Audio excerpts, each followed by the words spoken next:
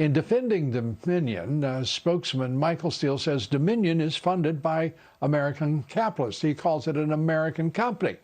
But Dominion president and CEO John Paulus is a Canadian citizen, and he told Congress in January he owns 12% of the company. 75% of Dominion is owned by Staple Street Capital, a private equity firm run by former managers of the Carlyle Group. No other investor owns more than 5%, we're told, but Dominion will not tell us who they are or who is behind Dominion.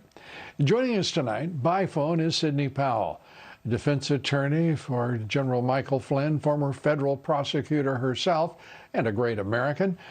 Sidney, great to have you with us. Let's start with the ownership of these voting firms. I know you're focusing on that part of the electoral fraud that's been perpetrated this year in this election. Why don't we know who they are? Well, because they've used multiple shell companies and now apparently private equity groups to hide their actual ownership. But there's no doubt that the software was created and used in Venezuela to control the elections and make sure that Hugo Chavez was always reelected as the dictator of Venezuela in what appeared to be, quote, free and fair elections, end quote. But they were manipulated by the software used in the Dominion machines and used by other machines in the United States, frankly. And we're just continuing to be inundated by evidence of all the frauds here and every manner and means of fraud you could possibly think of. I think many Americans have given no thought to electoral fraud that would be perpetrated through electronic voting. That is, these machines, these electronic voting companies, including Dominion, prominently Dominion, at least in the suspicions of a lot of Americans. We don't even know who has actually seen this software work. We don't know where their servers are for sure. We know a couple of them are overseas, and by overseas I mean in Germany and Spain. It's just stunning that we have progressed this far with these companies and have permitted these entities that we don't know what their ownership is, we don't know what their possible bias is. How could this be? Because of all the corruption in the country, we need to find a way to follow the money back as far even as when this was approved by the special government committee called CFIUS, CFIUS, which are the heads of the respective agencies at the time who approved Dominion coming into the country and running our elections. And, I mean, Carolyn Maloney and Klobuchar and Warren have been raising Cain about this issue for a long time. Right. But nobody's done anything about it. And as last year.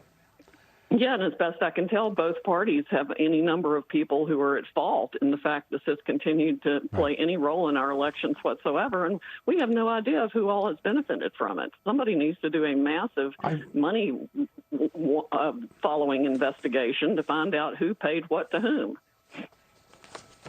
Well, you have promised a Kraken will be unleashed. We were expecting perhaps your suit would be filed yesterday or today. When shall we expect your lawsuit? Well, I think no later than tomorrow. It's just going to be it's a massive document, and it's going to have a lot of exhibits. And who will be the defendant or defendants? The defendants are going to be folks in Georgia who are responsible for supposedly making sure the elections in Georgia are done properly. And there are just countless incidents of voter fraud and election fraud writ large in Georgia. In Georgia, are you planning any other suits beyond Georgia? Yes, we are. We'll be rolling them out as fast as we possibly can, because it affected the entire country, actually. We even have an affidavit now from a distant state that's done by one of the election officials in the state telling us all the things that person witnessed as being wrong there.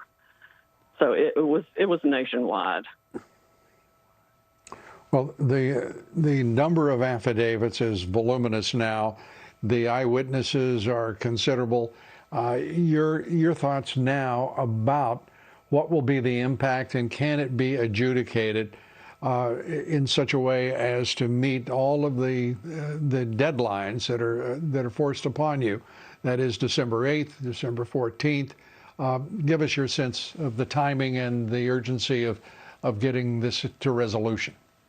Yes, well, obviously it couldn't be more urgent, but yes, the time deadlines should be able to be met, and the evidence is so overwhelming, it's almost as though they were so blatant about it, they expected us to catch it, and, you know, maybe it's a diversion from something else that's going on. I don't know, but it's also clear that there was foreign intrusion into our voting systems, and that's going to be the real, where the rubber meets the road.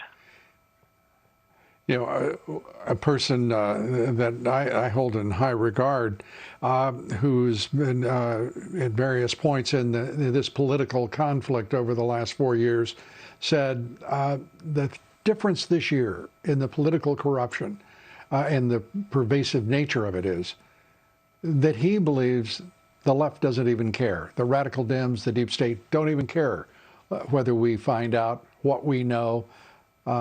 And I thought about it, and you know, I think he may be that may be well considered.